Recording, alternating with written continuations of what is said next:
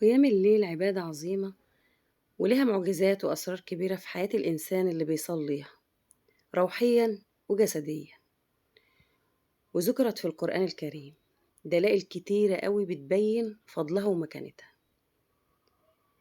وفي من معجزات قيام الليل كتير قوي، وأنا شفت ده. وسبحان الله، يعني قيام الليل كان لها أثر كبير قوي عليا وعلى الحياة اللي أنا عايشاها على كل حاجة. يعني كل حاجة أنا بعملها قيام الليل كان لها أثر فيها كبير. أول حاجة من معجزات قيام الليل إن بتدي راحة للقلب وطمأنينة للنفس. والله بتدي راحة كبيرة قوي قوي للقلب. قيام الليل بيربط القلب بالله مباشرة في وقت كده السكون والهدوء. اللي بيصلي قيام الليل لازم يحس بالسكينة والاطمئنان. من المعجزات إنك تقومي من نومك وانت مرتاحة رغم قلة عدد الساعات اللي انت نمتيها، يعني بتنامي ساعات قليلة، وده عن تجربة في حياتي. يعني أنا أما بصلي قيام الليل، وطبعا يعني ما بنامش كتير، ممكن أنام لي مثلا ساعتين مثلا، وبعد كده أقوم أصلي قيام الليل وأفضل قاعدة كده لما أصلي صلاة الفجر، وبعد كده أقعد طبعا للشروق. فاليوم عندي خلاص يعني قعدت للشروق، بعدها بقى ممكن أنام بقى بعدها مثلا ساعتين أو كده، وممكن أواصل. فوالله من المعجزات اللي بتحصل واللي حصلت لي أنا شخصيا، إن أنا لما بيحصل معايا كده وبصلي قيام الليل، وممكن إن أنا ما أصليش في اليوم ده عادي، بكمل يومي عادي، ما بحسش إن أنا عايزة أنام. حتى لو أنا نمت لي ساعتين بس بعد الشروق، ما بابقاش حاسة إن أنا منعوسة طول اليوم، أو إن أنا عايزة أنام، أو جسمي مهمد، أو إن أنا كسلانة، أو الكلام ده كله. لأ، بيبقى اليوم عندي والله كله نشاط وكله طاقة، ويعني وباعمل كل حاجة في اليوم ده. ويمكن لو فيه يوم كده كنت باصادف الأول قبل مثلا ما أصلي مثلا وأندمج كده في الصلاة وأقعد بقى للشروق والحاجات الجميلة الروحانيات الجميلة دي، مهما نمت كنت بحس إن أنا لأ، أنا عايزة أنام تاني. يعني كنت أقوم متأخر وبرضو ما كنتش بحس إن أنا شبعت من النوم، لأ ده أنا عايزة أنام تاني، وأفضل طول اليوم إن أنا مش قادرة، والجسم كده بيبقى مكسر ومش قادرة إن أنا أواصل اليوم ولا أواصل شغل البيت أو الكلام ده. لكن معجزة من المعجزات إن أنتِ بتنامي ساعات قليلة، لكن سبحان الله ربنا بيبارك لِك في اليوم، وبيبارك لِك سبحان الله كمان في طاقتِك كده، بتحسي إن أنتِ لأ نشيطة، إن أنتِ مش محتاجة إن أنتِ عايزة نوم تاني. يعني قيام الليل هو لوحده معجزة. آمم، هل قيام الليل آآ، له استجابة في الدعاء؟ طبعًا قيام الليل وقت مبارك. طبعًا بيتفتح فيه أبواب السماء، وبيستجاب فيها الدعاء بإذن الله. لأن النبي صلى الله عليه وسلم يقول: ينزل ربنا إلى السماء الدنيا حين يبقى ثلث الليل الآخر فيقول: هل من سائل فأعطيه، هل من مستغفر فأغفر له. يعني معنى كده إن ربنا سبحانه وتعالى بيكون موجود في الوقت ده علشانك انت، يعني علشان لو انت عايزة أي حاجة قومي في الوقت ده واطلبها من ربنا سبحانه وتعالى، هيستجيبها ليك. لو عندك مشكلة، لو عندك طلب، لو عندك عايزة تستغفري من ذنب، عايزة أي حاجة، هو قومي في الوقت ده ربنا سبحانه وتعالى هيستجيب ليكي.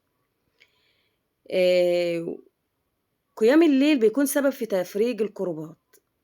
ومن المعجزات المجربة إن من داوم على قيام الليل فرج الله همه وشرح صدره. لو عندك أي كرب بقيام الليل ربنا سبحانه وتعالى بيفرج الكرب ده، بيزيله عنك وبيشرح الصدر. سبحان الله. قيام الليل بيجعل فيه نور في الوجه والقلب. أهل قيام الليل بيتميزون بضياء في وجوههم وهدوء في طباعهم. سبحان الله. يعني وأنا بحس إن أنا شخصيتي كده، إن مهما بيحصل مشاكل قدامي أو أي حد كده يعني إيه يحب كده إن هو يستفزني بكلمة، أو أي مشكلة عامة تحصل معايا، والله إن قيام الليل يعني له سبب كبير أوي في إن أكون هادية قدّام الموقف ده. قيام الليل بيخلّيكِ عندِك هدوء غير طبيعي، تستقبلي الكلام اللي قدّامِك، يعني أنتِ بتحسّي إن أي مشكلة قدّامِك هي صغيّرة، ما بتشيليش هَم حاجة يعني فاهمة، يعني إيه، أنتِ آمم يعني قيام الليل ده حاجة كبيرة وحاجة عظيمة، ومخلّي أي حاجة بقى في الدنيا هي صغيّرة. يعني إنِّك تراضي الله سبحانه وتعالى وإن ربنا سبحانه وتعالى يجعلِك من الناس اللي بيقيموا الليل، فأنتِ أي مشاكل، أي حاجة في الدنيا بتقابلِك، أي حد ييجي يتكلّم قدّامِك في أي موضوع كده تحسّي إن الموضوع يعني هو إيه الكلام مثلًا، إيه الكلام اللي ما لوش لازمة اللي بيتقال ده، بتحسّي خلاص كلام أنتِ بعيد عن ربنا سبحانه وتعالى أو عن ذكر ربنا، بتحسّي أي حاجة تانية ما لهاش لازمة قصاد يعني إيه، عبادات ربنا، قصاد كلام ربنا. فسبحان الله آآ بيخلّي في هدوء في الطباع، تستقبلي المشاكل وأنتِ هادية جدًا ومش يعني إيه، مش حاسة إن أنتِ صدرِك كده فيه ضيق أو كده لأ، الحمد لله. طبعًا السر في النور اللي بيبقى في الوجه وفي القلب هو الخلوة مع الله، هي سبحان الله بتطهّر القلب وبتنير البصيرة، يعني سبحان الله قيام الليل سر عظيم في كل حاجة حلوة تحصل مع الإنسان اللي بيقيم الليل. قيام الليل سبب في رفع الدرجات، لإن الله سبحانه وتعالى بيختار أهل قيام الليل ليكونوا من خاصته.